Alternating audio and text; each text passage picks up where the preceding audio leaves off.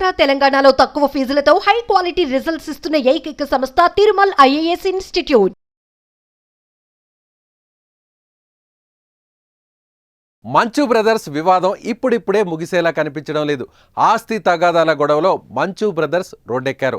అయితే అప్పటి నుంచి ఒకరిపై మరొకరు ఫిర్యాదులు చేసుకుంటూ పోలీస్ స్టేషన్ మెట్లు కూడా ఎక్కేశారు. అయితే మంచు మోహన్ బాబు, మంచు విష్ణు ఒక వర్గంగా ఏర్పడగా మంచు మనోజ్ వారికి వ్యతిరేకంగా పోరాడుతున్నాడు. హైదరాబాద్ మోహన్ బాబు జల్పల్లి నివాస కేంద్రంగా జరిగిన కొన్ని వివాదాస్పద ఘటనలు సంచలనం రేకెత్తించగా ఇప్పుడు ఈ ఘటనలు చల్లారాయి. అయితే తాజాగా తిరుపతి కేంద్రంగా కొన్ని సంఘటనలు చోటు చేసుకున్నాయి.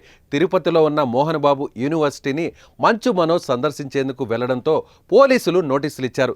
శాంతి భద్రతల దృష్ట్యా మీరు లోపలికి వెళ్లకూడదని చెబితే తన తాత నానమ్మల సమాధిని దర్శించుకోవడానికి వెళ్తున్నానని చెబుతూ మంచు మనోజ్ లోపలికి వెళ్ళాడు. ఇలా ఇంత రాద్ధాంతం జరుగుతున్న సమయంలో ఒకరి మీద ఒకరు కేసులు పెట్టుకుంటున్న సమయంలో మంచు విష్ణు తన సోదరుడు మంచు మనోజ్ను రెచ్చగొట్టే విధంగా ఒక డైలాగ్ సోషల్ మీడియాలో ఇప్పుడు షేర్ చేశారు. తన తండ్రి హీరోగా నటించిన రౌడీ అనే సినిమాలో ఒక డైలాగుని తాజాగా షేర్ చేశారు.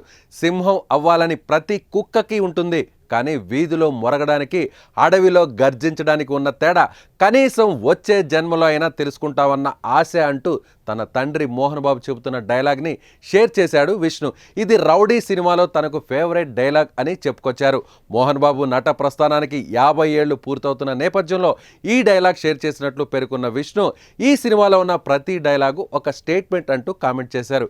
ఇక ఈ పోస్ట్ చూసిన నెటిజన్స్ నువ్వు ఎవరిని ఉద్దేశించి ఈ పోస్ట్ పెట్టావో అందరికీ తెలుసులే అని కామెంట్స్ పెడుతున్నారు.